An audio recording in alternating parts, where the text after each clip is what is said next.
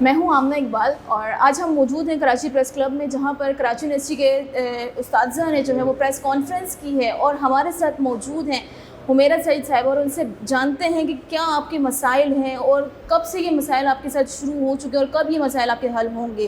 हमारे साथ मौजूद है हुमेरा सईद साहिबा और उनसे जानते हैं कि मैम पहले आपको कभी ये मसाइल पैदा हुए हैं और इनसे पहले आपने क्यों नहीं आवाज़ उठाई इस बारे में?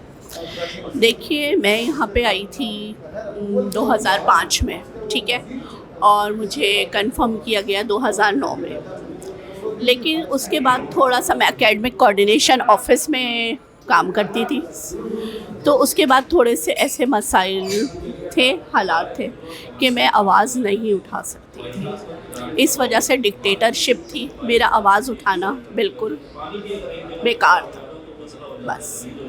और थोड़े से मेरे अपने पर्सनल मैटर्स भी थे कि मेरे पेरेंट्स की तरफ से नहीं थी, लेकिन अब मैं मैरिड होने के बाद मैंने अपने हस्बैंड से परमिशन ली, उनकी तरफ से मुझे ओके हुआ, फिर मैंने ये केस किया। और डॉक्टर इकबाल चौधरी से आपको जो है वो और क्या क्या मसाइल हैं? और बस हमें उन्हीं का ज़ाहिर है, एक डिक्टेटरशिप में आपको पता है बंदा खौफज़दा होता है कि उसने अकेले आवाज़ उठाई तो ज़ाहिर है उसकी आवाज़ दबा दी जाएगी, क्योंकि आवाज़ दबा दी जाती है। जैसे कि हमारे साथियों ने भी आपको बताया कि जो भी आवाज़ उठाता था या जो भी होता था उसको नौकरी से फारिग ये कर दिया मतलब जाता तो ये था। हो कि जो भी इस बारे में बोलेगा तो उसे मतलब नौकरी से हटा दिया जाएगा। जी बिल्कुल ऐसे ही था।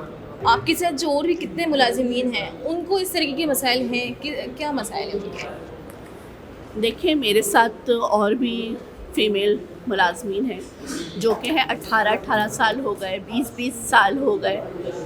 हाँ, बहुत से ऐसे मुलाजमीन हैं जिनको जो है कंफर्म नहीं किया गया, तो ज़ाहिर है फिर वो आवाज़ भी नहीं उठा सकते। मुझे कंफर्म कर दिया गया था, उसके बाद ज़ाहिर है मेरे प्रॉब्लम्स ये शुरू हुए, तो उसके बाद मैंने आवाज़ उठाई, क्योंकि फिर ऐसा नहीं था। लेकिन जो कंफर्म नहीं है उनके लिए तो मसला है ना कि फिर ज़ाहिर है उनकी जॉब वगैरह ख़त्म होने